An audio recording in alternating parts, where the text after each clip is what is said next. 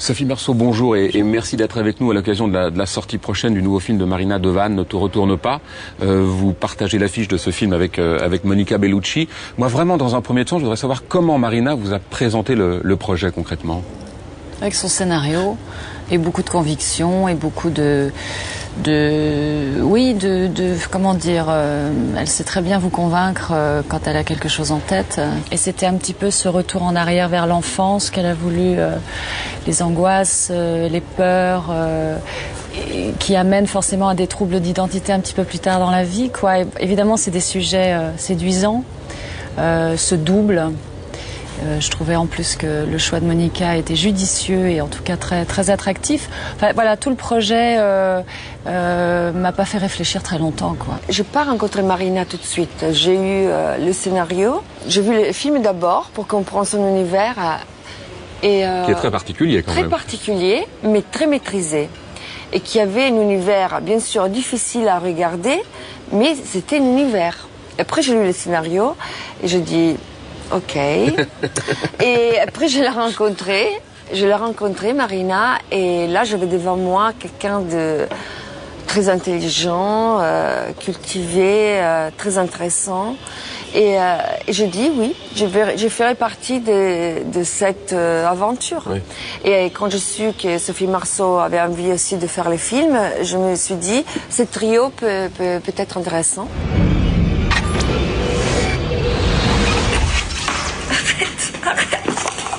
On va rappeler l'histoire. Hein. Voilà, vous vivez avec un homme, vous avez 2 enfants, tout semble bien aller, puis tout d'un coup, voilà, il y a des choses qui changent dans votre quotidien, des pièces que vous semblez ne plus reconnaître. Je veux pas raconter tout le film, mais ça bascule après dans autre chose. Voilà, est-ce que vous aviez besoin d'être en sécurité par rapport à tout ça ? C'est-à-dire que moi je joue l'insécurité. Oui. Toute cette première partie justement, c'est effectivement, il arrive quelque chose de surprenant à quelqu'un qui vit une vie tout à fait normale.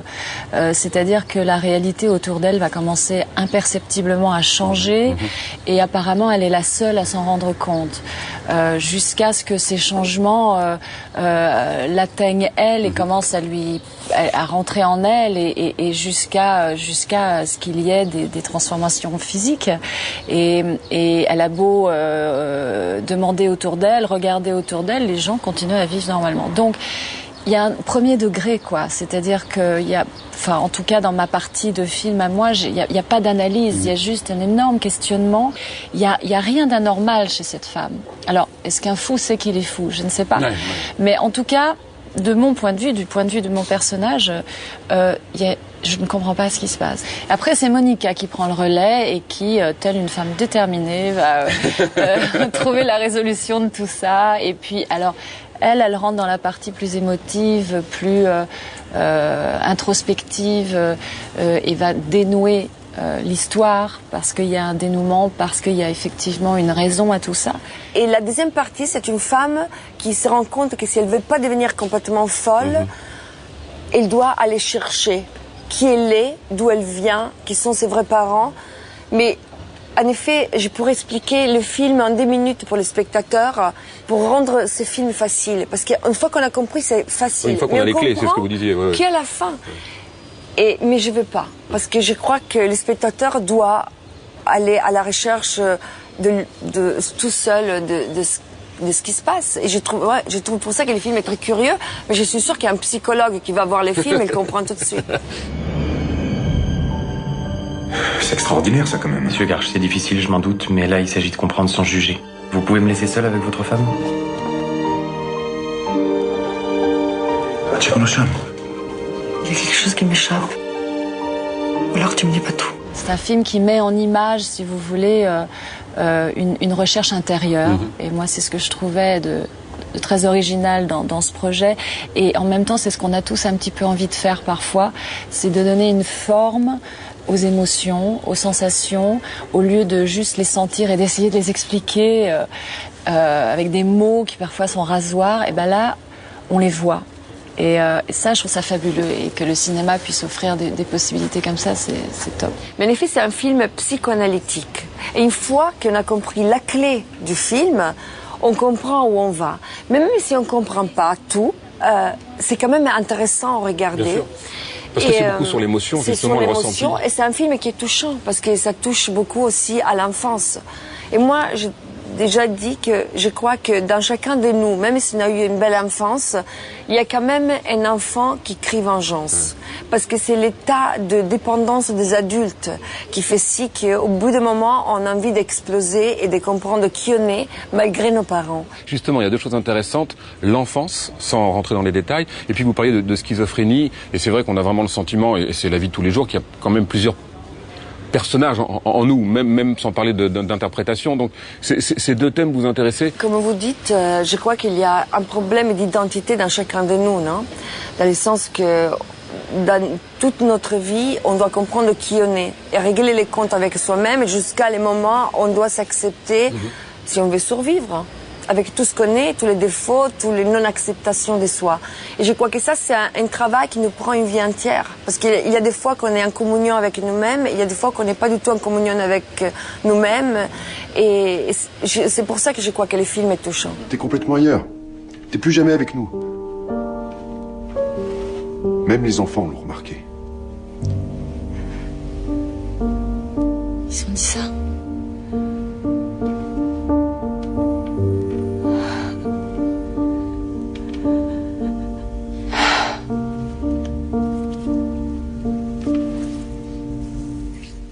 C'est un vrai fantasme de journaliste et un vrai fantasme de spectateur de se dire Sophie Marceau qui se transforme en Monica Bellucci. Est-ce que c'est un vrai fantasme de comédienne aussi? Est-ce que ça vous séduisait l'idée? Bah écoute, c'est un peu le but d'un acteur, c'est de finalement arriver à se transformer une bonne fois pour toutes. Moi, ça fait 30 ans que je bosse et j'y suis arrivée, ça y est. En plus, en Monica Bellucci, franchement, j'ai bien attendu j'ai bien cherché, bien trouvé, quoi. Non, mais l'idée vous séduisait en tout cas. Ouais, complètement. Et je trouve que aussi différentes nous sommes, aussi et Marina a vraiment joué le contraste des deux personnalités pour jouer le même rôle.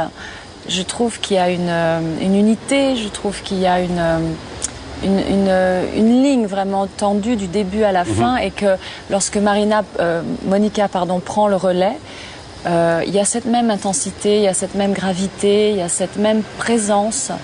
C'est un même et seul personnage. Nous sommes deux personnalités, mais justement, ça prouve bien qu'on est plusieurs, quoi. Moi, je suis très heureuse d'avoir eu la possibilité de partager l'affiche avec Sophie, parce que, comme j'ai dit plusieurs fois, c'est une femme et une actrice qui m'inspire.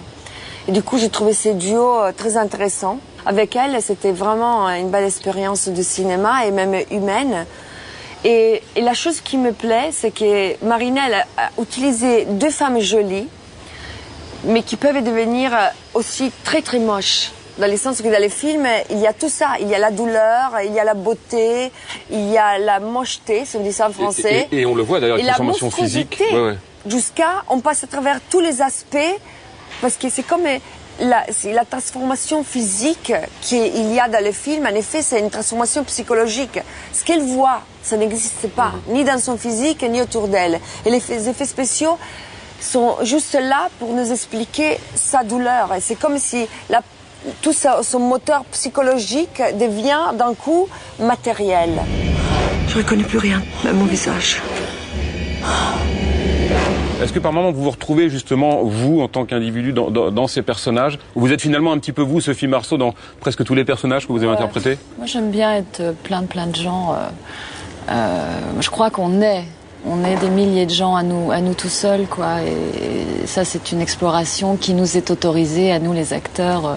C'est d'aller un petit peu farfouiller dans toutes ces couleurs. Et je m'ennuierais si j'étais toute seule avec moi, sans faire connaissance avec les autres. C'est un peu sauvage, quoi. Alors, j'aime bien ça, j'aime beaucoup. Je crois que c'est un mix des choses, dans le sens que c'est un mix un peu de toi, un personnage qui t'a envie d'interpréter, parce que même si c'est très différent de toi, t'as envie de les comprendre, t'as de la compassion pour ce personnage que tu vas interpréter, malgré elle n'est pas toi. C'est un mix de tous ces aspects différents qui fait la magie, et je crois qu'il y a quelque chose de conscient et quelque chose de complètement inconscient. Je crois que quand on va vers un scénario, il y a une partie qui, comme je dis toujours, peut-être qui est la plus intéressante et qui est complètement inconsciente. Et je crois qu'on fait ce métier aussi parce qu'on a envie d'explorer la partie noire qu'on a en soi et qu'il y a dans l'humanité. Et c'est vrai que quand je vois mon parcours et je vois que j'ai fait des films comme Doberman, Irréversible, La Passion du Christ, je commence à me demander que peut-être que j'aurais besoin d'un psy, moi aussi. Non, mais le cinéma vous permet peut-être justement cette thérapie. Alors que j'ai pas le temps, entre la famille, l'enfant et le travail, peut-être qu'à la place de faire une thérapie, je fais du cinéma. Ces changements que vous voyez, vous pouvez m'en dire plus? Qu'est-ce qui a changé? Oui? Je vous écoute. Je reconnais plus rien, même mon visage. Maman! Je sais même pas qui tu es, toi. C'est extraordinaire, ça, quand même. Monsieur Garche, c'est difficile, je m'en doute, mais là, il s'agit de comprendre sans juger. Vous pouvez me laisser seul avec votre femme?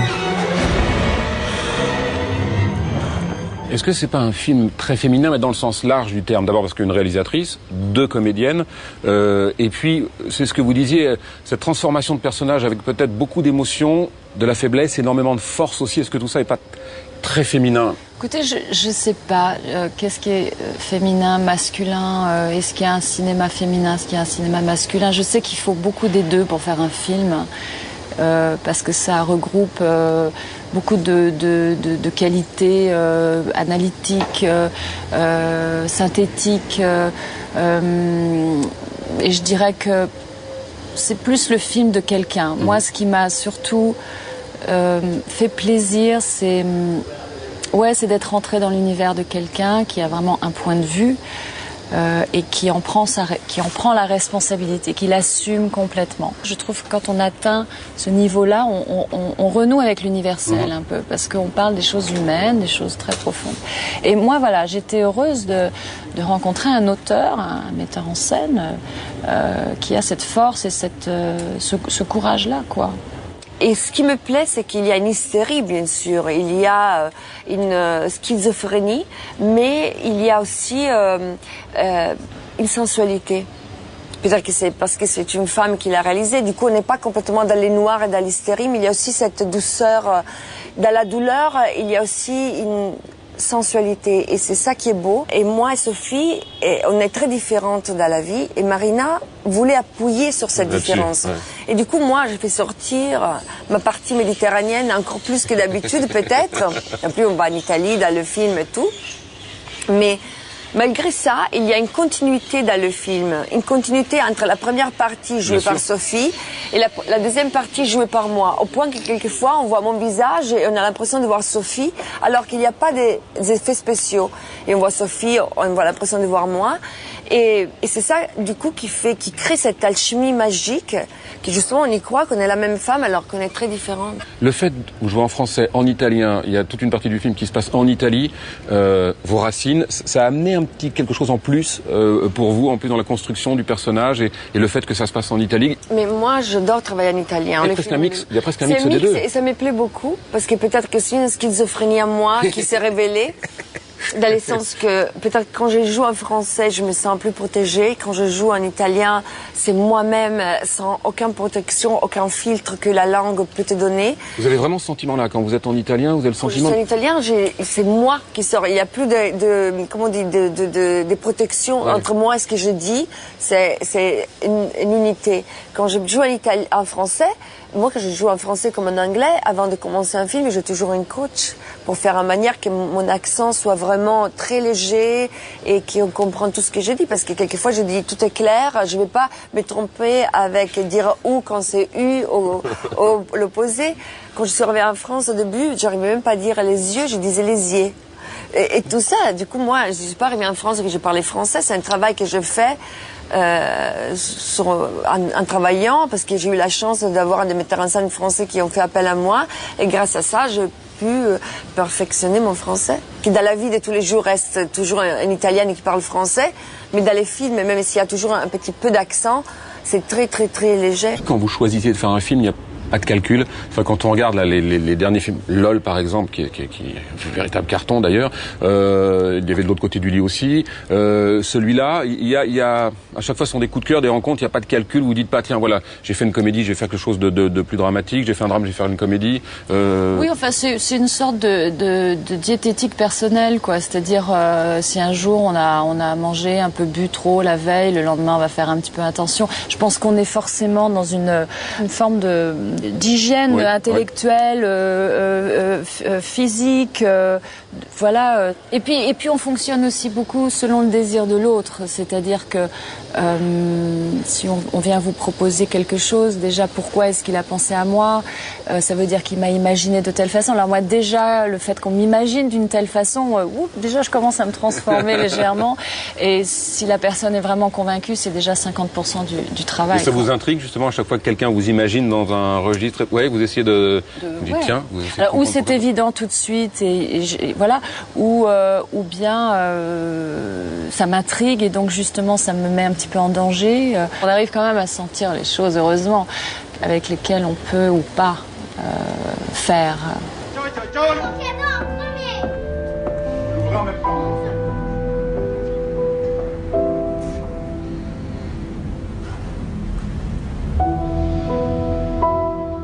Il y a une très belle image, c'est la montée des marches, c'est vrai, avec vous et Monica, robe rouge magnifique. Toutes les deux dans cette couleur-là, c'était un petit clin d'œil justement par rapport au film. Et puis souvent on parle de compétition entre les actrices. C'était aussi un petit pied de nez par rapport à ce qu'on peut dire. Je sais pas d'où vient cette idée de la compétition. Il y a pas de compétition. Enfin, il y a une compétition dans la vie, mais bon, il y a des gens qui sont compétitifs et d'autres qui ne le sont pas. Je crois que Monica n'a pas grand-chose à prouver quant à son statut d'actrice, de star internationale, de femme. Moi, ça va aussi. Je veux dire, on n'est pas dans un truc d'ego. Peut-être que j'aurais pas pu faire ça avec une autre comédienne, mais avec elle, c'était vraiment une belle expérience de cinéma et même humaine. On est aussi des personnes qui se respectent. On a des destins un peu similaires. On a commencé il y a longtemps, on connaît bien ce métier. En même temps, Monica prend des risques dans ses choix de films. Elle est jamais vraiment là où on pense qu'elle va être. Enfin, vous aussi. Ouais, donc voilà, on fait partie d'une famille comme ça de femmes et de gens qui menons nos chemins et qui voilà. Merci beaucoup Sophie, merci infiniment. Merci beaucoup Monica, merci infiniment.